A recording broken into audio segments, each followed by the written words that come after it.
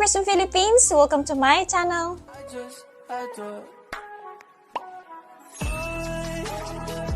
Konnichiwa minasan! Watashi no channel e yokoso! Watashi o Filipino Chris desu! Hello everyone! Welcome back to my channel. Thank you so much for your time in watching this video. For today's reaction video, I am watching How Japan Broke and Built the Philippines. This video is from this channel. Dewa Sasaku, hajimemashou. And the BBC World Service poll came out in 2011, which was research targeted to see how one country views another. A surprising result came out. The Philippines had become one of the most pro-Japanese countries in the entire world, where over 84% of Filipinos had viewed the Japanese positively, and only 12% expressed and feeling any negative Indonesia sentiment and towards the Japan. Philippines. This result was, to some people, quite shocking, and to others, quite normal. But to the degree why we have stated that this might have been shocking is that less than a century ago, during the onslaught of the Second World War, Japan has been known as the one who occupied and broke the Philippines, which resulted in hundreds of thousands of casualties, and all of these is until today seen as amongst the worst occurrences in the modern history of the Philippines. Yet, as sad as it seems, the growing influence of the Japanese people on every Filipino seems to be growing every day. Even following studies have proven that the initial poll done by the BBC was becoming more true than ever. How could this be? How can a nation view another nation so positively despite the fact that there had been fatal occurrences that happened in the past? Well, to understand all these, we must first go back to the farthest history, all the way around the 15th century, when Japan's presence in the Philippines had started to rise. It was a time that descendants from the land of the rising sun had reached the Philippines and had been living and dwelling amongst the local people. With such a huge start in their presence, the Japanese had found that the Philippines was a somewhat strategic place for trading. Hence, this trend of immigration from Japan to the Philippines has been a key figure in history to what paved the way for the growing presence of Japan to the Philippines. And in simpler terms, it just meant that Japanese to the Filipinos felt more of a family due to the history that they shared with each other. Fast forward across the next centuries, the trend of Japanese living in the Philippines has continuously grown. And as the 20th century slowly creeps in, and at a time when the Japanese were known as among the global superpowers, things have started to change at the very top of the ladder for the Japanese. They had gone on to approach the former occupants of the Philippines known as Spain and had offered to buy the Philippines in 1894 for 40 million pounds sterling. And as it did not happen, it was not accepted. 40 or so years later, the day that changed the history of the Philippines and Japan started. On exactly the 8th of December, 1941, the invasion of Japan in the Philippines had begun. Aerial bombardments, troop deployments, and the arrival of a new regime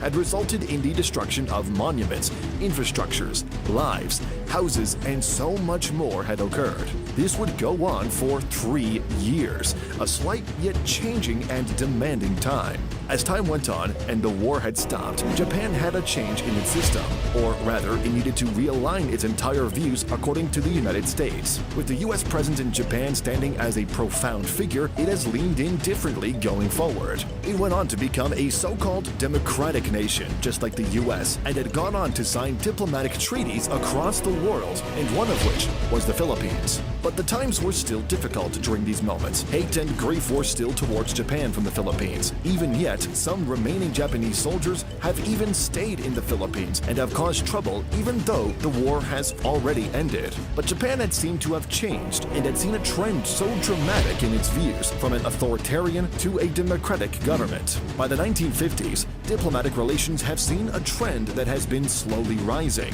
and war reparations were finally concluded. And as the world exits its turmoil phase, the Philippines and Japan had found a diplomatic footing with one another, and Japan, like in the old days, would continue its path to investments and trade. It would come back to the Philippines for business purposes. This would be evident by the end of the 1950s until the 21st century, San which saw a Juanico tremendous number of Bridge. Japanese investors and companies come to the nation and either establish their brands or invest in local companies. This is how Japan went from breaking and disrupting the Philippines and helping build it out. It first started off with the two nations' governments, where they had exchanged ties and signed treaties to ensure that they succeeded in a smooth peace period. Thereafter, as Japan's economy booms rapidly during this time frame, it would go on to expand its economic capital gains to other nations. one of them becoming the Philippines. One of the many ways Japan has done so is through its program known as the Japan International Cooperation Agency and its framework known as the Official Development Assistance, or ODA for JICA. short. This framework would go on to help not only the Philippines, but several nations across Asia. It would also emerge by the 21st century as amongst the largest development funds around the world. Quite a turnaround after it was just a few decades ago that it was a warmongering nation to become one of the leading sources of development assistance. This ODA fund has in large part become so huge that in 2020, Japan's overall portfolio of contributions to the economy of the Philippines amounted to over 30.7 billion US dollars, Oh, which my made them God. the single largest source of investments and aid to the Philippines. Furthermore, since the later years of the ODA's inception from 1985 to 2017, Japan has also chosen the Philippines to become one of its largest countries to place its economic capital. From 1960 to 2018, the OECD, which has the data on how much investments were laid out across the decade-long ODA, shows that this time frame amounted to over $39.4 billion. Now, as to why Japan chose the Philippines to store or it places its large investment numbers is rather arguable, as one may note that it is all because of the fact that it has been one of the nations it disrupted in the past and might be just using this form of investments as an apology. Some may even argue that it is for the use of capital gains, investing in a developing country and profiting from them years or decades later, but these might all still be put up to the question, as they have also had a fierce history upon other nations and are also tied out to investments around the globe. It might be better to presume that it is because the two nations do indeed hold a relationship that has been going on for centuries, which is because the two nations, the Philippines and Japan, have a strategic geographical landscape. But regardless of whatever it may be, we have at least seen time and time again the resilient investments of Japan into the Philippines. We have seen the emergence of Japanese-led infrastructures that pave the way for the construction of railways, bridges, and even buildings that are known to impact the past, present, and the coming future. Moreover, even the ambitious program led by the President Rodrigo Duterte, which is known as the Build program, has been noted that Japan was among the largest sources of funding for this $180 billion framework, where even former President Shinzo Abe had pledged over 1 trillion yen back in 2017.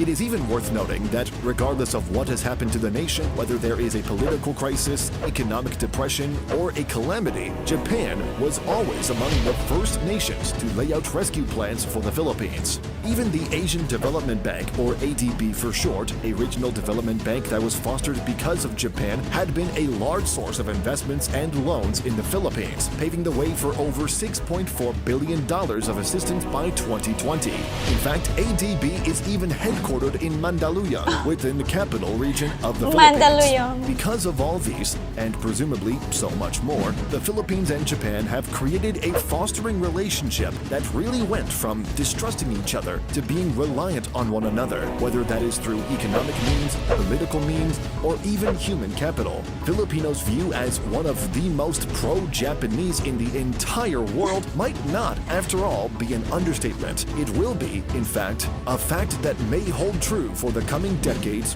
or even centuries. As Japan's economy and the population continue to falter, it is inevitable that one of the nations that would rise up and help Japan's economy would be the Philippines, considering they are both geographically close to each other and foster a long-lasting relationship that goes down in history. Thank you so much for this beautiful video. Filipinos are very forgiving. We forgive, but some don't forget. But most Filipinos do love Japanese. And besides, World War II was in the past. Filipinos have moved on. We cannot change the past, but we can make the future so much better. That's why Philippines is maintaining a good relationship with Japan. Thank you so much, Japan, for helping the Philippines. We Filipinos are very grateful to Japan. Well, anyway, I would also like to thank the uploader of the video. Thank you so much. And everyone, thank you also for watching with me. I'll see you very soon.